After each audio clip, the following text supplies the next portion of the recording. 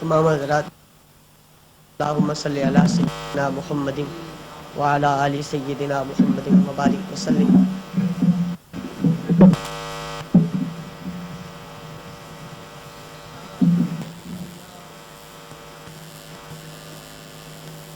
بسم اللہ الرحمن الرحیم۔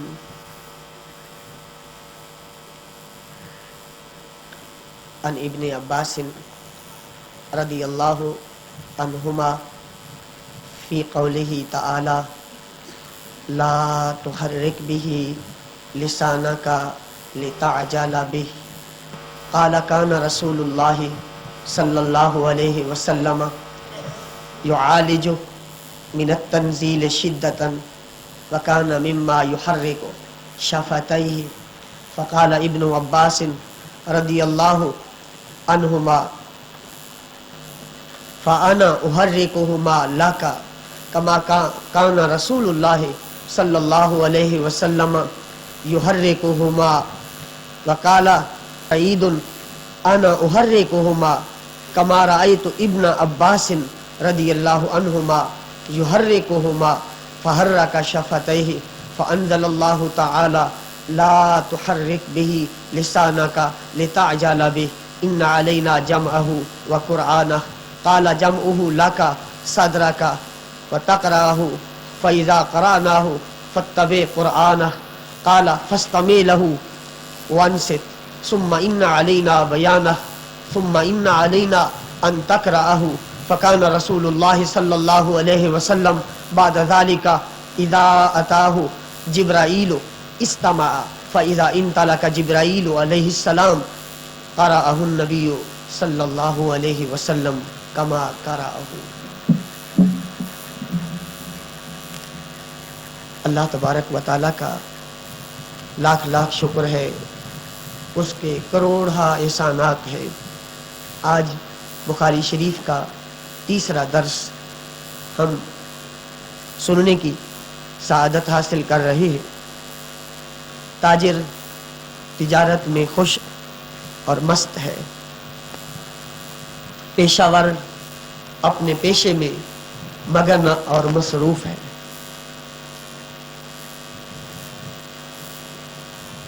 صنعت کرنے والا اپنی کاراگری میں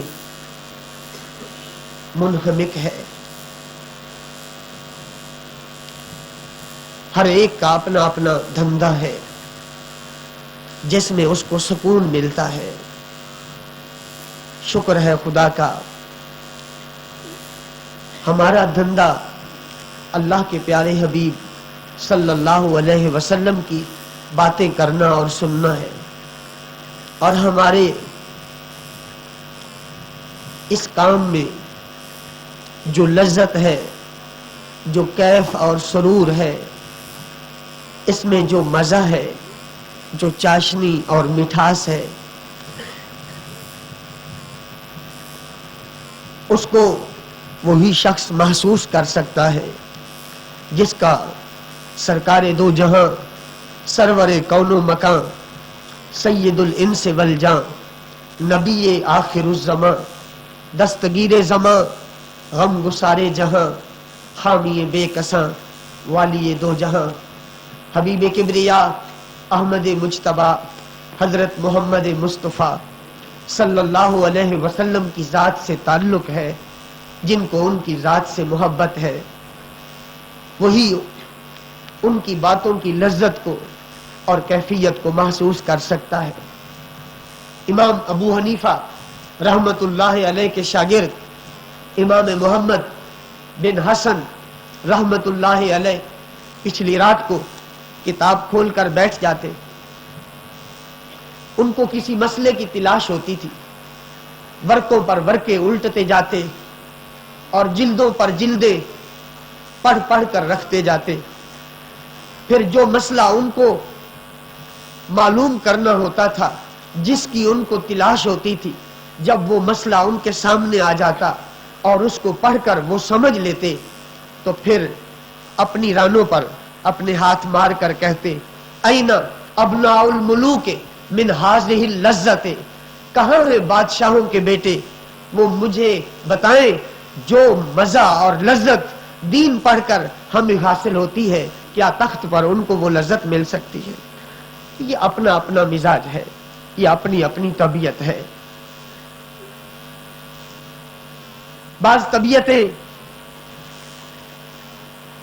دین کی طرف مگن ہوتی ہے، بعض دنیا کی طرف مگن ہوتی ہے. اللہ سے دعا مانگا کیجئے وہ دنیا بھی دے تو ایمان کے ساتھ، اور دین سے اتنا رابطہ عطا فرمائے کہ ہمیں دین کے ضروری مسائل کا علم ہو. اسی سلسلے کو لے کر ہم نے یہ درس حدیث شروع کیا ہے کہ جس خدا نے ہمیں زندگی دی ہے، نعمت اولاد دی ہے، گھر باہر دیا ہے، اس خدا کے لیے کم از کم ہفتے میں آدھا گھنٹہ صرف ہم اس کے پیارے محبوب صلی اللہ علیہ وسلم کی باتیں سنیں، تاکہ ہمیں بھی یہ کہنے کا موقع مل جائے کہ ہماری زبانوں پر بھی اللہ کے محبوب کی باتیں آتی ہیں. اگرچہ ہم اپنی آنکھوں سے ان کا چہرہ پاک نہیں دیکھ سکے، لیکن ان کے بولے ہوئے مبارک کلمات ہم اپنی زبانوں پر لاتے ہیں، اور ایک طرح ہم ان سے بات کر لیتے ہیں، ایک طرح ہم ان سے گفتگو کر لیتے ہیں. دعا کیجئے اللہ ہمیں خلوص کے ساتھ درس سننے اور سنانے کی توفیق عطا فرمائے. خلوص کیا ہے؟ خلوص یہ ہے کہ انسان کا ہر کام اللہ اور اللہ کے رسول کی رضا کی خاطر. خلوص کی پہچان کیا ہے؟ خلوص کی پہچان یہ ہے کہ انسان جس طرح اپنی برائیوں کو چھپاتا ہے اور اس کا دل کہتا ہے میری برائی کو کوئی نہ دیکھے، جب اس میں خلوص آ جاتا ہے تو جس طرح پہلے برائیاں چھپاتا تھا اب وہ نیکیاں بھی چھپاتا ہے، اب وہ نیکیوں کو بھی چھپاتا ہے. جو تسبیحوں کو اٹھا اٹھا کر دکھائیں اور لمبے لمبے سجدے کریں، ان کو خلوص کا پتہ ہی نہیں ہے. لمبا سجدہ کرنا برا نہیں ہے، سجدہ اللہ کے قریب کر دیتا ہے، انسان کو رب سے ملا دیتا ہے، لیکن جو کیف اور لذت چھپ کر سجدہ کرنے میں ہے وہ منظر عام پہ نہ سجدے میں وہ لذت ہے اور نہ کسی اور عبادت کے اندر ہے. خلوص کی علامت یہ ہے کہ انسان جس طرح برائیاں چھپاتا ہے اپنی، اس طرح نیکیاں بھی چھپائے. اور خلوص کی انتہا کیا ہے؟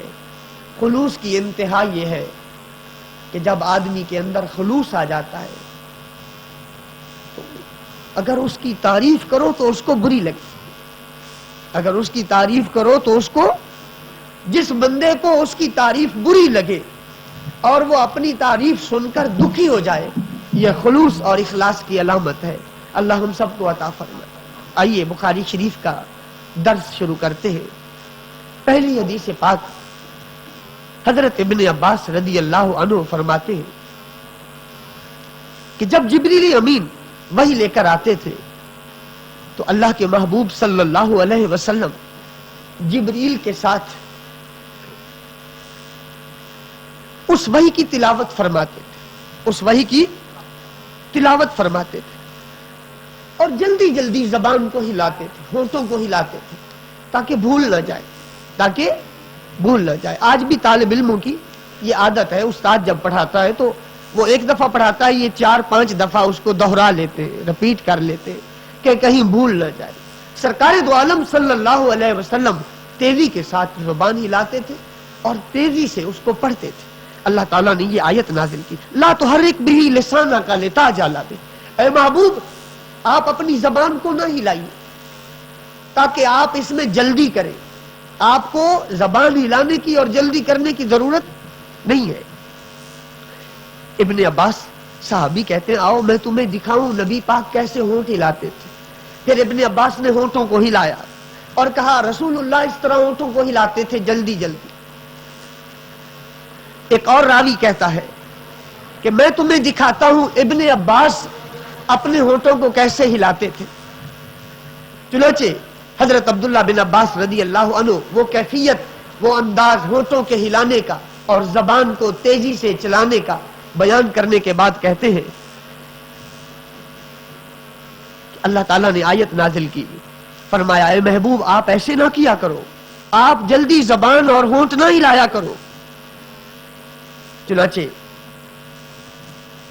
ابن عباس نے بیان کیا کہ نبی پاک یہ زبان اور ہونٹ اس لیے ہلاتے تھے کہ کہیں جبریل کے جانے کے بعد بھول نہ جائے۔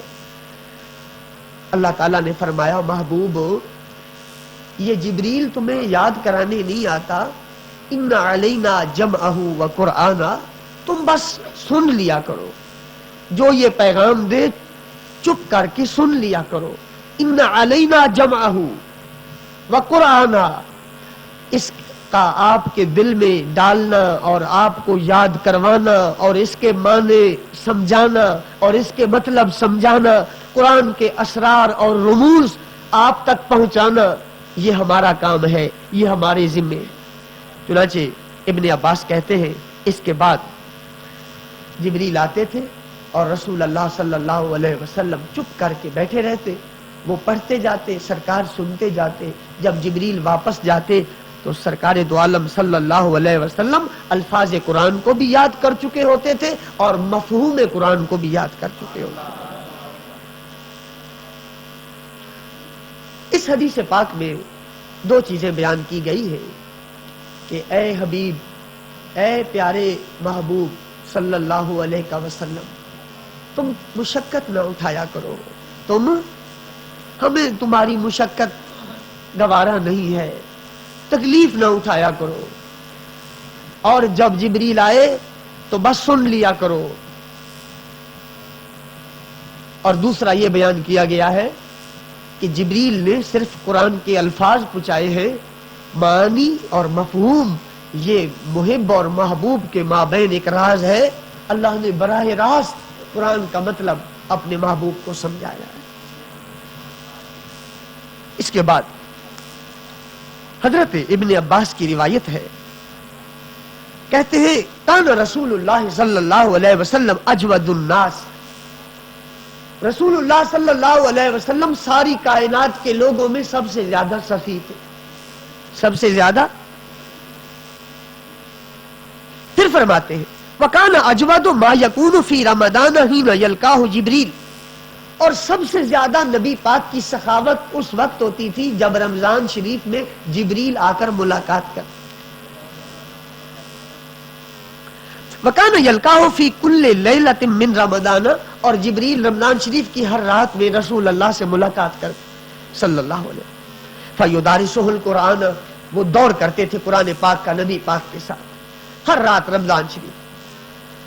فلا رسول اللہ صلی اللہ علیہ وسلم اجود بالخیر من الریح المرسلہ، نبی پاک کی سخاوت رمضان شریف میں اتنی تیز ہوتی تھی، اتنی بھیجی ہوئی ہوا تیز نہیں ہوتی، اس سے بڑھ کر سرکار کی سخاوت کے اندر تیزی اور شدت ہوتی۔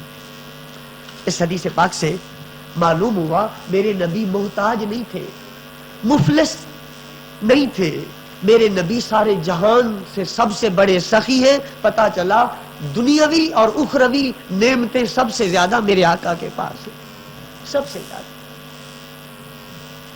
اپنوں کو تو ہر کوئی دیتا ہے، میرے آقا کی سخاوت کا یہ عالم تھا کہ جو آپ کا سب سے بڑا دشمن تھا اور آپ کے پیچھے نمازیں بھی پڑھتا تھا، عبداللہ بن ابی بن سلول منافقین کا سردار، جب مرا اور پیغام بھیجا کہ اللہ کے محبوب کو کہنا کہ وہ اپنا کرتا عطا فرما دے تاکہ میں وہ کپڑا کفن بنا لوں اور قبر اور حشر کے عذاب سے بچ جاؤں، تو میرے آقا صلی اللہ علیہ وسلم کے پاس جب پیغام آیا، میرے محبوب اٹھے، اندر تشریف لے گئے، کرتا اتارا، اس کو دے دیا، کہا اس کو دے دینا، اس کو دے دینا۔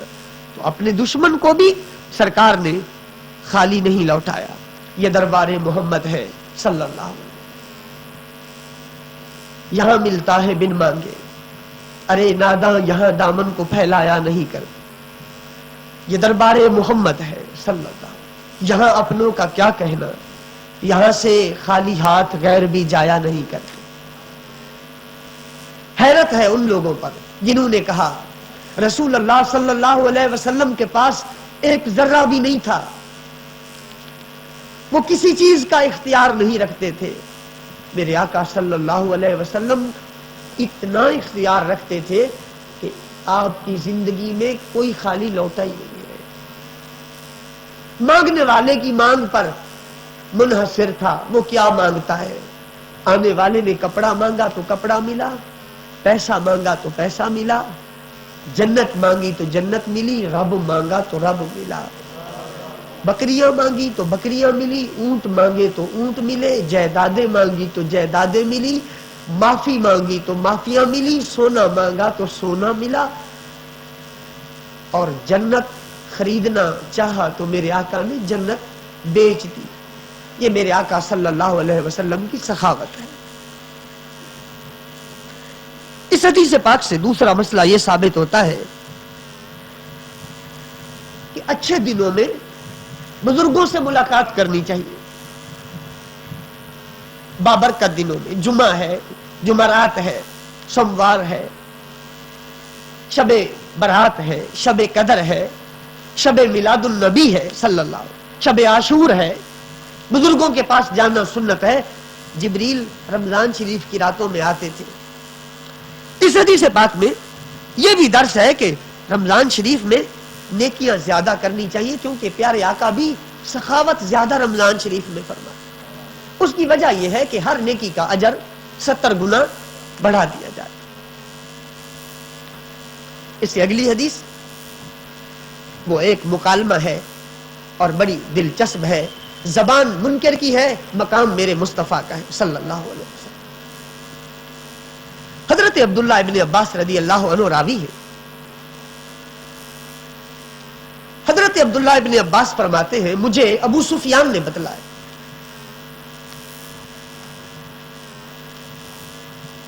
یہ عبداللہ بن عباس کون ہے؟ یہ ابو سفیان کون ہے؟ مختصر لفظوں میں عرض کرتا ہوں. عبداللہ بن عباس رضی اللہ عنہما رسول اللہ صلی اللہ علیہ وسلم کے چچا زاد بھائی، بہت بڑے عالم تھے، بہت بڑے فقیہ تھے. حضور صلی اللہ علیہ وسلم نے وصیت فرمائی تھی قرآن پاک اس سے پڑھو اور سیکھو. جبریل امین آ کر ان کو سلام کرتے تھے. حضور صلی اللہ علیہ وسلم کی وفات کے وقت ان کی عمر 13 سال تھی. چھوٹے تھے، ابھی بالغ ہونے کے قریب تھے. لیکن ان کو خلفائے راشدین منبر پر بٹھاتے تھے اونچا. بوڑھے بوڑھے صحابہ نے اعتراض کیا کہ ایک بچے کو منبر پہ بٹھا لیتے ہو. تو حضرت عمر نے رو کر فرمایا میں اس کی عمر کو نہیں دیکھتا، میں اس کے علم کو دیکھتا ہوں. رسول اللہ صلی اللہ علیہ وسلم جس کو عزت دے اور جس کو جبریل آسمان سے سلام کرنے آئے، میں اس کو منبر پر کیوں نہ بٹھاؤں. معلوم ہوا بزرگی کا تعلق عمر کے ساتھ نہیں، بزرگی کا تعلق اللہ کے فضل کے ساتھ ہے. وہ جس عمر میں چاہے عطا فرما دے. آخری عمر میں نبینے ہو گئے تھے.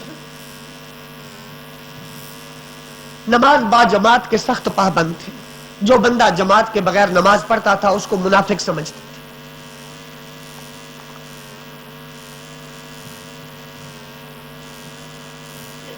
حضرت علی کے دور خلافت میں حضرت علی کے وزیر اعظم تھے رضی اللہ تعالی. کافی ساری عمر پا کر فوت ہوئے. ان کی نماز جنازہ حضرت علی کے بیٹے محمد بن حنفیہ نے پڑھائی. اللہ تعالیٰ کی ان پر کروڑہ رحمتیں ہوں. ابو سفیان یہ یزید کا دادا ہے، امیر معاویہ کا والد ہے. یہ پہلے میرے آقا کے سخت مخالف تھے. فتح مکہ کی رات یہ اسلام لائے. نبی پاک صلی اللہ علیہ وسلم نے ان کو یہ عزت دی. فرمایا جو بھی بندہ ابو سفیان کی حویلی میں چلا جائے گا ہم اسے کچھ نہیں کہیں گے. عزت دی نبی پاک. اس سے پتہ چلتا ہے اگر امیر لوگ دین کی طرف رغبت کریں تو ان کو عزت دینا نبی پاک کی سنت ہے.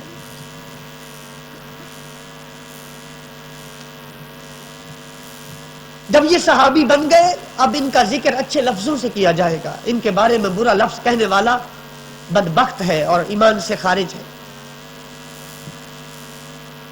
ابو سفیان کہتے ہیں، ان کا نام صخر بن حرب ہے، صخر بن ابو سفیان بن حرب کہتے ہیں کہ ہم شام گئے تجارت کی نیت سے، میرے ساتھ قریش کے کافی سارے لوگ تھے، اور یہ وہ زمانہ تھا جب نبی پاک سے ہماری سلو تھی، عارضی سلو تھی۔ جب ہم گئے تو کیسر روم نے، ہرقل نے ہمیں بلوایا، اور اس نے ایک ترجمان بٹھایا پاس جس کو عربی اور رومی زبان دونوں آتی، اور اس نے اس کو کہا کہ اس شخص کو کہو کہ اس نبی کی باتیں سناؤ جس نے تمہارے ملک میں نبوت کا دعویٰ کیا ہے۔ پہلے اس نے کہا کہ اس قافلے میں، ان لوگوں میں سب سے زیادہ قریبی رشتہ دار اس شخص کا کون ہے؟ ابو سفیان کہنے لگا میں ہوں۔ کیسر نے کہا، شہنشاہ روم نے کہا اس کو میرے قریب لاؤ، وہ بیٹھ گئے پاس۔ پھر کیسر نے کہا اس کے دوستوں کو، اس کے ساتھیوں کو، اس کے قافلے والوں کو اس کے پیچھے بٹھا دو، وہ پیچھے بیٹھ گئے۔ پھر ہرقل نے کہا کہ اس کو کہو میں اس نبی کے بارے میں کچھ باتیں پوچھوں گا اور تو نے اس کا جواب دینا ہے، اور کیسر نے ترجمان کو کہا اگر یہ غلط جواب دے، جھوٹ بولے تو تم نے موقع پر اس کو جھٹلا دینا ہے، موقع پر اس کو۔ ابو سفیان کہتا ہے فواللہ لولا الحیاء، اللہ کی قسم اگر مجھے یہ ڈر نہ ہوتا کہ عرب مجھے جھوٹا کہیں گے، میں ضرور کوئی نہ کوئی جھوٹ بولتا، کوئی نہ کوئی ضرور جھوٹ بولتا۔ ابھی یہ کافر تھے، اسلام نہیں لائے تھے۔ چنانچہ بات شروع ہو گئی۔ کیسر نے پہلا سوال کیا کیف نسبہ فیکم، بتاؤ تو صحیح اس کے ماں باپ کیسے، اس کے ماں باپ کیسے، ذرا غور کیجیے۔ دیار غیر ہے، دشمن کی زبان ایک دوسرے دشمن سے میرے مصطفیٰ کا حال پوچھ رہی ہے، کیسا منظر ہوگا، اس کا نسب کیسا ہے، خاندان کیسا ہے، ماں باپ کیسے ہیں۔ قلت هو فینا ذو نسب، وہ بڑا عالی نسب ہے، اس کے نسب کی کوئی مثال نہیں ہے، ماں باپ بہت عالی ہے۔ پھر اس نے کہا هل قال هذا القول منكم احد قد قبله، یہ بتاؤ کہ اس کے خاندان میں اس سے پہلے بھی کسی نے نبوت کا دعویٰ کیا ہے؟ ابو سفیان کہنے لگا لا، نہیں، ہمارے قریش میں یہ پہلا شخص ہے۔ اس نے کہا هل كان من آبائه من مالک، کیا تمہارے خاندان میں، اس کے خاندان میں کوئی بادشاہ بھی گزرا ہے؟ ابو سفیان کہنے لگا لا، نہیں۔ پھر اس نے کہا فاشراف الناس اتبعوه ام ضعفاؤهم، امیر لوگ، بڑے بڑے لوگ، کھاتے پیتے لوگ اس کے مرید بن رہے ہیں یا غریب؟ اس کے قریب قریب کون ہے؟ قلت بل ضعفاؤهم، قریب ہے، نادار ہے، کوئی کہیں سے آیا ہے، کوئی کہیں سے آیا ہے۔ سبحان اللہ، سبحان اللہ۔ پھر اس نے کہا ایزیدون ام ینقصون، گھٹ رہے ہیں یا بڑھ رہے ہیں؟ قلت بل یزیدون، بڑھ رہے ہیں، بڑھتے چلے جاتے۔ کالا، کیسر کہنے لگا هل یرتد احد منهم سخطۃ لدینہ، اس کے دین کی سختی کی وجہ سے کوئی مرتد بھی ہوا ہے، کوئی اس کو چھوڑ کے گیا بھی ہے؟ داخل ہونے کے بعد، مرید بننے کے بعد۔ قلت لا، جو بھی آیا ہے مر مٹا ہے، کوئی بھی نہیں گیا، ماں باپ چھوڑ دیے۔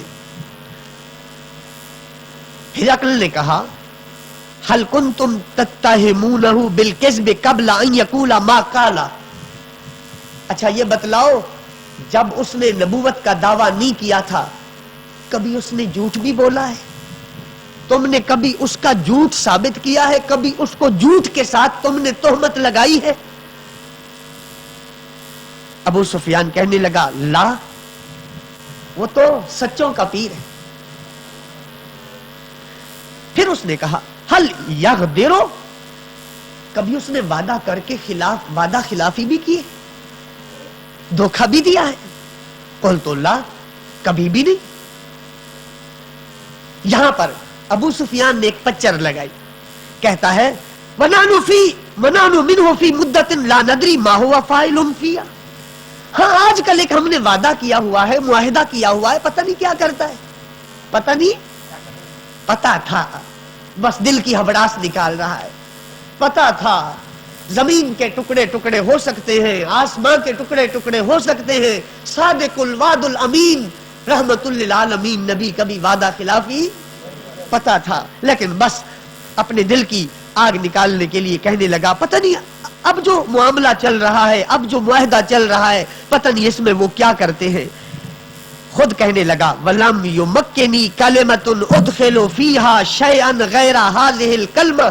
अबू सुफियान कहता है, मैंने किसी जगह भी डंडी नहीं मारी, यहां मुझे ताकत मिल गई कि मैंने एक कलमा ये दाखिल कर दिया, मुझे मौका मिल गया, बाकी कहीं मुझे मौका नहीं मिला।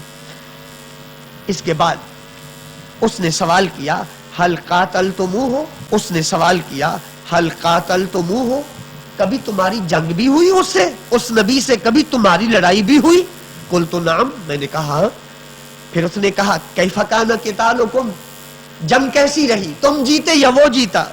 मैंने कहा, अल हर्बु बैनना व बैनहु सिजालुन यनालु मिन्ना व ननालु मिन्हु।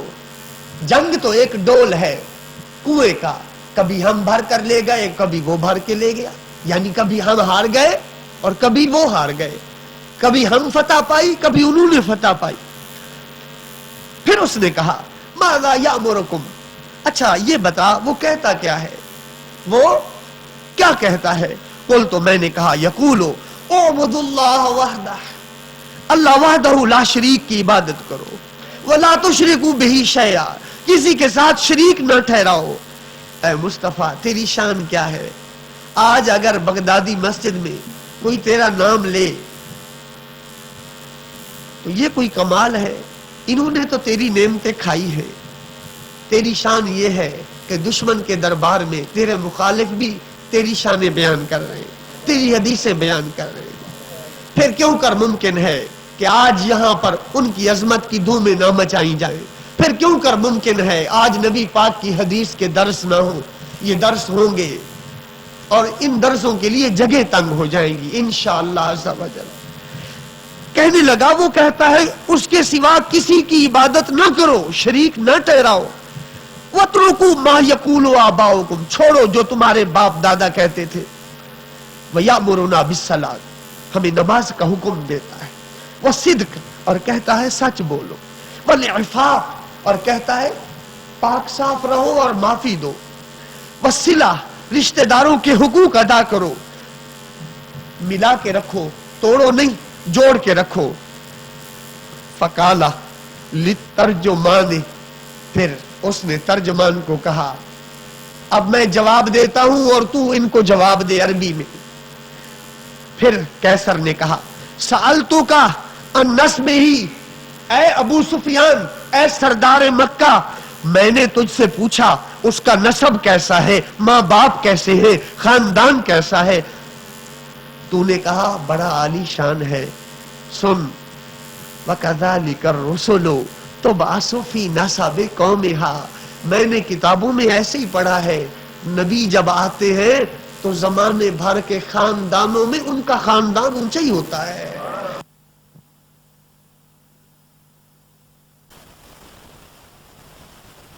बात तूने सच कही है। तेरी इस बात से पता चलता है वो नबी है, क्योंकि नबी नसब में, खानदान में, माँ बाप के लिहाज से सबसे आली होता है। वसअल्तु का, मैंने तुझसे पूछा क्या ये बात पहले भी किसी ने की है? تو تو نے کہا نہیں کی. اگر کسی نے کی ہوتی نبوت کی بات پہلے تو میں کہتا یہ پہلوں کی بات کر رہا ہے, اس کو بھی شوق ہے, پہلے نے دعویٰ کیا ہے تو چلو میں بھی کر لوں. ایسا نہیں ہوا. پتہ چلتا ہے یہ کسی کی ریس نہیں کر رہا, یہ کسی کی تقلید نہیں کر رہا, لگتا ہے اس کو رب نے حکم دیا ہے, اس کو رب نے حکم دیا ہے. میں نے تجھ سے پوچھا کیا اس کے باپ دادا میں سے کوئی بادشاہ بھی گزرا, تو تو نے کہا نہیں. اگر ایسا ہوتا اس کے باپ دادا میں سے کوئی بادشاہ ہوتا تو میں کہہ سکتا تھا آج یہ اپنے باپ کا ملک طلب کر رہا ہے, آج اپنے باپ کا. ایسا تو نہیں ہے. میں نے پوچھا کہ کیا کبھی تم نے اس کو جھوٹ بولتے ہوئے بھی دیکھا, تہمت لگائی جھوٹ کی تم نے اس پر, تو نے کہا نہیں. سن اے سردار مکہ ابو سفیان, جو بندوں سے جھوٹ نہیں بولتا وہ رب سے کیوں بول سکتا ہے؟ وہ بندوں سے جھوٹ نہیں بولتا. آج اگر وہ کہتا ہے کہ مجھے رب نے بھیجا ہے, لگتا ہے وہ اپنے رب سے بھی جھوٹ نہیں بول رہا, وہ سچ کہہ رہا ہے, اس کو رب نے ہی بھیجا ہے. پھر اس نے ابو سفیان کو کہا کہ میں نے تجھ سے پوچھا کہ اشراف پیروی کر رہے ہیں یا کمزور, امیر یا غریب, تو نے کہا کمزور, نادار, مفلس, غریب لوگ. وہم اتباع الرسل, میں نے تو نوح سے لے کر عیسیٰ تک جتنی کتابیں پڑھی ہیں سب میں یہی آ رہا ہے. جب نبی آئے تو کمزور لوگ آگے آگے تھے, کمزور لوگ, نہ ان کو کسی شے کی فکر اور نہ کوئی شے رکاوٹ بنے, روٹی کھائی اور اللہ کے محبوب سے پیار کیا. چنانچہ اس نے کہا میں نے تجھ سے پوچھا وہ گھٹتے ہیں یا بڑھتے ہیں, تو نے کہا بڑھتے چلے جاتے ہیں. اے ابو سفیان, کتابیں تو یہی کہتی ہیں ایمان کی شان یہ ہے جب آتا ہے تو پھر بڑھتا ہی چلا جاتا ہے. ایمان گھٹنے کے لیے نہیں آتا, ایمان بڑھتا چلا جاتا ہے حتیٰ کہ ایمان پورا ہو جاتا ہے. میں نے تجھ سے پوچھا کیا کوئی بندہ اس کے دین سے سختی کی وجہ سے واپس بھی گیا ہے, تو نے کہا نہیں گیا ہے. ابو سفیان, ایمان کی شان یہ ہے جب رگوں میں رچ بس جاتا ہے پھر گردن تو کٹتی ہے, پھر ایمان سے کوئی واپس نہیں لوٹتا ہے. پھر اس نے کہا میں نے تجھ سے پوچھا کیا اس نے غدر بھی کیا ہے, دھوکہ بھی دیا ہے, تو نے کہا غدر نہیں کیا. کتابیں یہی کہتی ہیں اللہ کے رسول غدر نہیں کرتے, وعدہ خلافی نہیں کرتے. پھر اس نے کہا میں نے تجھے پوچھا تھا کہ وہ کیا کہتا ہے, باتیں کیا کرتا ہے, تو نے کہا وہ عبادت کا حکم دیتا ہے, وہ شرک سے منع کرتا ہے, وہ بتوں کی پوجا سے روکتا ہے, وہ نماز کا حکم دیتا ہے, وہ صدقے کا معافی کا حکم دیتا ہے.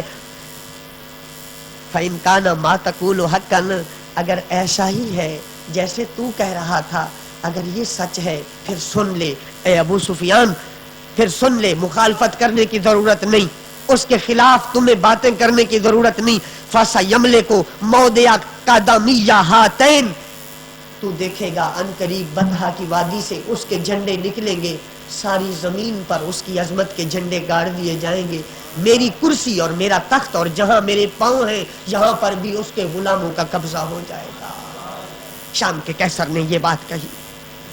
چنانچہ کیسر کہتا ہے وَكُنْتُ أَعْلَمُ, مجھے علم تھا وہ نبی نکلنے والا ہے, مبعوث ہونے والا ہے, لیکن مجھے یہ نہیں معلوم تھا وہ تمہارے عربوں سے نکلے گا. اگر میں جانوں اس کو, میں اس کی طرف جلدی پہنچوں اور اس کی ملاقات کو بڑی تکلیف اٹھا کر حاصل کر لوں, اور اگر وہ میرے سامنے آ جائیں تو میں ان کے قدم دھو کر پی جاؤں, اس کے قدموں کو دھوؤں, قربان جاؤں. دعا بکتاب رسول اللہ. پھر اس نے کہا لاؤ ان کا خط کہاں ہے. نبی پاک کا خط پہنچ چکا تھا, دوہیا کلبی لے کر نبی پاک کا خط گئے تھے. خط لاؤ. جب خط آیا دہیا کلبی نے عظیم بصرہ کی طرف بھیجا تھا, اور عظیم بصرہ یعنی گورنر بصرہ کے گورنر نے ہرقل کو بھیجا تھا. وہ خط آیا تو اس میں لکھا تھا بسم اللہ الرحمن الرحیم من محمد عبد اللہ ورسولہ, اللہ کے نام سے جو بہت مہربان نہایت رحم والا ہے. یہ خط حضرت محمد صلی اللہ علیہ وسلم سے, جو اللہ کے بندے اور اس کے رسول ہیں, ہرقل کی طرف ہے جو روم کا بادشاہ ہے. اس شخص پر سلام ہو جو ہدایت کی پیروی کرتا ہے۔ اللہ کی حمد کے بعد میں تجھے اسلام کی دعوت دیتا ہوں، اسلام لا، دنیا میں بھی سلامت رہے گا، آخرت میں بھی سلامت رہے گا۔ اور اسلام لا، اللہ تجھے 2 دفعہ اجر عطا فرمائے گا، 2 دفعہ، یعنی ایک تو عیسیٰ نبی پہ تو پہلے ایمان رکھتا ہے، اب مجھ پہ ایمان رکھے گا تو 2 نبیوں پر ایمان کا ثواب ملے گا۔ ایمان لا، تجھے اللہ 2 مرتبہ اجر عطا فرمائے، اور اگر تو نہیں مانے گا، منہ پھیرے گا، تو سارے تیرے پیروکاروں کا گناہ تجھ پر ہے۔ اور پھر اس خط میں قرآن کی یہ آیت لکھی تھی، اے اہل کتاب آؤ ایسی بات کی طرف جو ہمارے اور تمہارے درمیان مشترک ہے، برابر ہے، اور وہ بات یہ ہے کہ خدا کے سوا کسی کی عبادت نہ کرو، اللہ کے ساتھ کسی کو شریک نہ ٹھہراؤ، اور بعض کو رب نہ بنائے، اللہ کو چھوڑ کر رب اللہ کو بناؤ، اور اگر تم پھر جاؤ تو کہو، گواہ ہو جاؤ ہم تو مسلمان ہیں۔ ابو سفیان کہنے لگا جب اس نے یہ خط پڑھا اور یہ تقریر کی کہ اگر وہ نبی میرے پاس ہوتے میں ان کے قدموں کو دھوتا، اور میں تو دوڑ کر ننگے پاؤں مشقت اٹھا کے اس کی زیارت کرنے جاتا، جب یہ بات اس نے کہی شور بلند ہوا۔ کیا شور بلند ہوا؟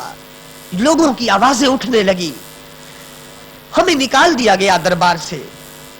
جب ہمیں کہہ دیا گیا کہ نکلو، پتا چلا گستاخ مصطفیٰ کو عزت کہیں نہیں ملتی، ان کی نیت بری تھی، یہ میرے آقا کی چگلیاں کرنے آئے تھے، یہ میرے آقا کے گلے کرنے آئے تھے، اللہ نے ان کی زبان سے میرے آقا کی نعتیں بڑھوا دی، ان کو نکال دیا گیا، ہمیں نکال دیا گیا۔ ابو سفیان کہتا ہے جب ہمیں نکالا گیا تو میں نے جاتے ہوئے ساتھیوں کو کہا، لقد امرا ابن ابی کبشہ تھا، یہ جو ابو کبشہ کا بیٹا ہے اس کا تو معاملہ بہت اونچا ہو گیا، اس کا معاملہ تو یخافہ مالک بن الاسفر، گوروں کا بادشاہ اس سے ڈرتا ہے، گوروں کا بادشاہ اس سے ڈرتا ہے، اب ہم اس کے مقابلہ کیا کریں گے؟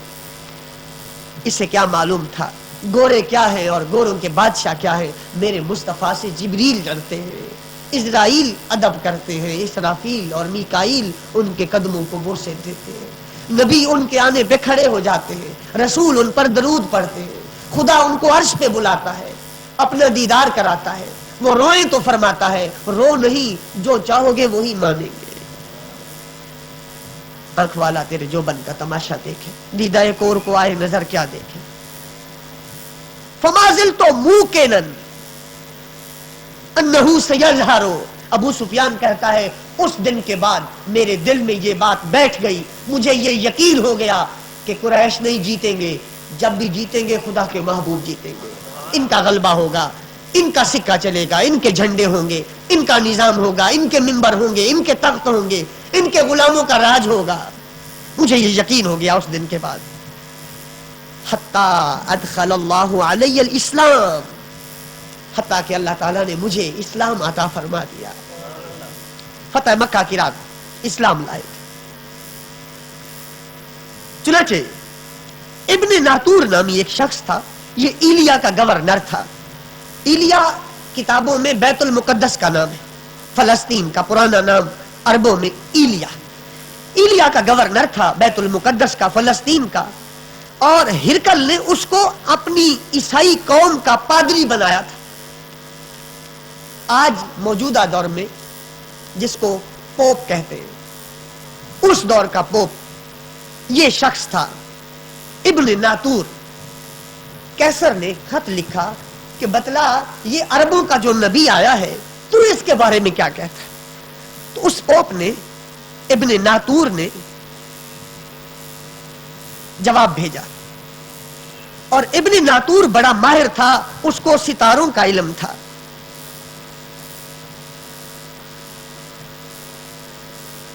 ایک دن ہرکل اٹھا اور بہت پریشان تھا، یہ کیسر شام کے اندر اٹھا اور بہت پریشان تھا۔ اس کے بعض درباریوں نے کہا ہم آپ کی حالت بہت بری دیکھتے ہیں، چہرے کے آثار بہت عجیب ہیں۔ ابن ناتور نے کہا، اور ہرکل جو ہے نا، ہرکل یہ خود کیسر یہ بڑا نجومی تھا، کہنے لگا رات میں نے ستاروں کو دیکھا تو مجھے ستارے بتا رہے تھے کہ ان قریب ختنہ کرنے والوں کا جو بادشاہ ہے وہ ظاہر ہونے والا ہے، وہ ظاہر یہ بادشاہ کا لفظ اس نے بول دیا. میرے نبی بادشاہ نہیں، میرے نبی بادشاہوں کے بادشاہ ہیں. ستارے بتا رہے ہیں کہ ختنہ کرنے والوں کا نبی ظاہر ہو گیا ہے. کون ختنہ کرتا ہے اس امت میں؟ کون ہے؟ لوگ کہنے لگے کیا یہودی ختنہ نہیں کرتے؟ تو آپ کو کوئی پریشانی نہیں کرنی چاہیے، آپ آرڈر کر دو ہر شہر کے گورنر کو جہاں یہودی ملے ذبح کر دو. یہ اس کے خوش آمدی درباری کہنے لگے. اور اگر آپ کی تسلی نہیں ہوتی تو آپ مشورہ بھی لے لیں کسی اور سے. چنانچہ یہ آرڈر جاری کر دیا گیا، یہودی جہاں ملے مار دو. اور ویسے یہودی ہے بھی اس قابل، جہاں ملے اسے مار دینا چاہیے. چنانچہ اسی دوران غسان کے بادشاہ نے ایک آدمی بھیجا، اور یہ آدمی بھی عرب شریف کا تھا، اور یہ غسان کے بادشاہ کے پاس میرے آقا کا خط لے کر گیا تھا. جب وہ آدمی آیا تو کیسر نے کہا اس سے پوچھو کہ کیا یہ ختنہ کرنے والے لوگ ہیں؟ تو پوچھا گیا تو انہوں نے کہا ہاں، عرب ختنہ کرتے ہیں، ابراہیم کی اولاد ہے، ان کے جد کی سنت ہے. ہرکل کہنے لگا ھذا ملک ھذہ الامہ، اس امت کا یہی بادشاہ ہے، ان کا جو نبی ہے وہی بادشاہ ہے. قد ظہرا، وہ ظاہر ہو گیا ہے.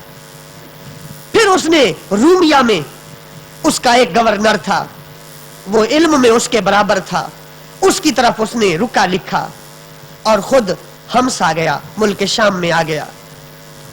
تھوڑی دیر ہمس میں رہا حتیٰ کہ اس کے گورنر وہ جو عالم تھا اس کی کتاب آ گئی، اس کا خط آ گیا، اور اس نے بھی وہی تعبیر دی تھی کہ نبی آنے والا ہے جس کی امت ختنہ کراتی ہے اور اس کا ان قریب روئے زمین پر غلبہ ہو جائے گا. دونوں کی رائے مل گئی اور دونوں نے کہہ دیا وہ نبی ہے اور ان قریب ظاہر ہوں گے اور پوری دنیا میں ان کا غلبہ ہوگا.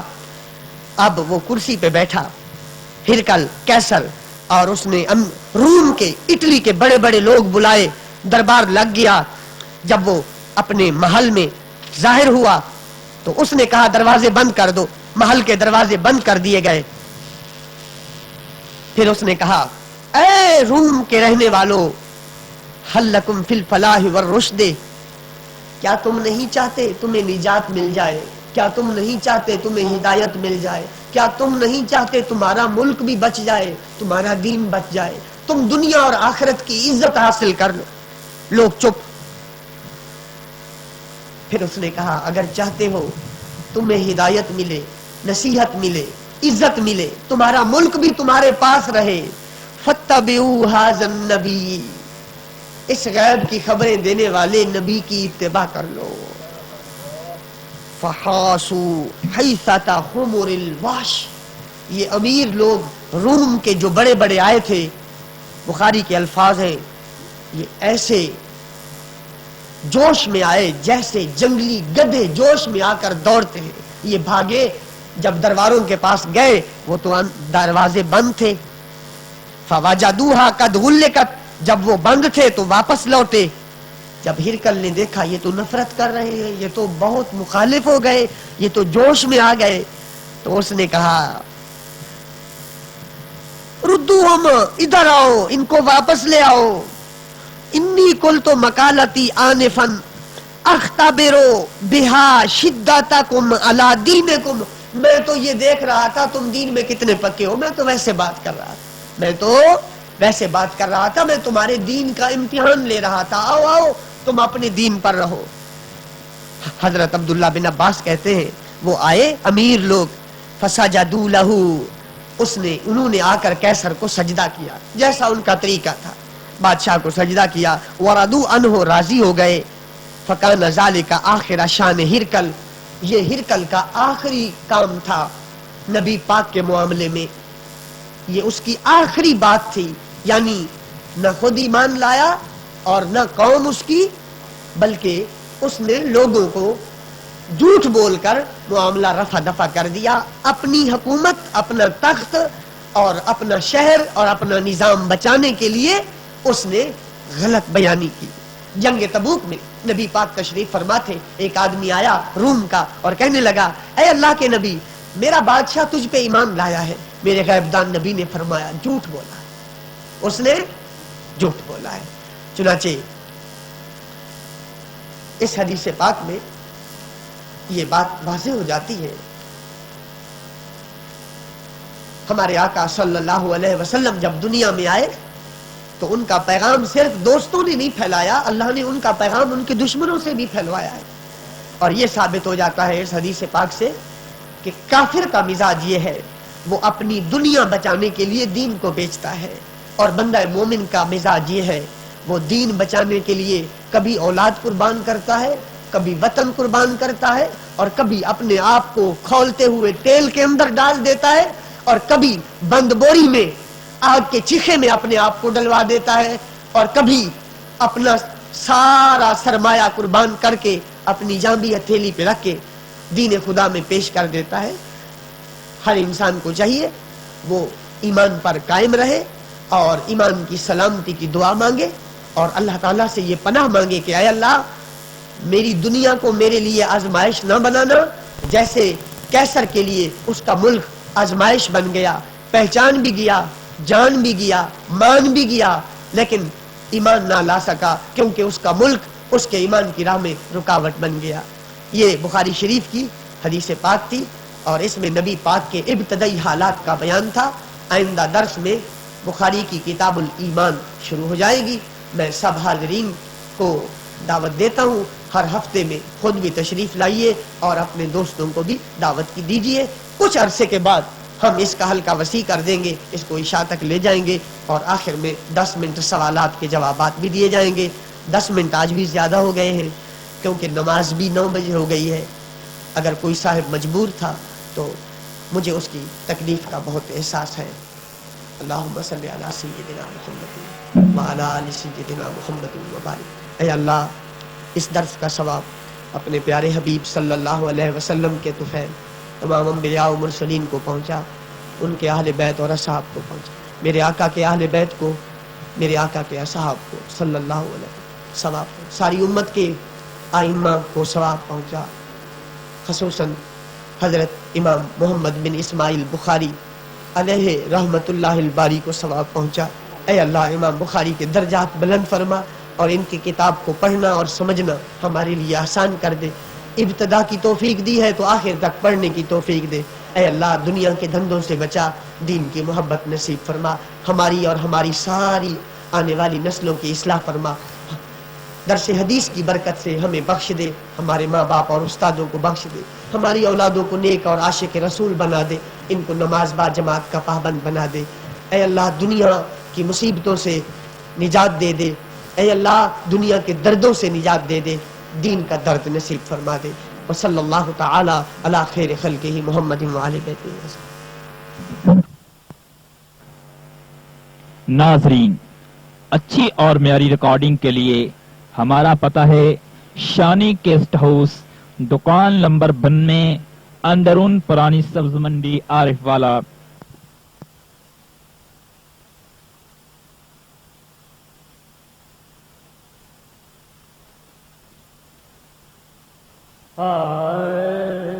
میں در مصطفیٰ کا منگتا ہوں، میں در مصطفیٰ کا منگتا ہوں، بھیک ملتی ہے راستان سے، ہے در مصطفیٰ کا منگتا ہوں، بھیک ملتی ہے راستان سے، جو میرے مصطفیٰ کا منگتا ہے، کچھ نہیں مانگتا زمانے سے، جو میرے مصطفیٰ کا منگتا ہے، کچھ نہیں مانگتا زمانے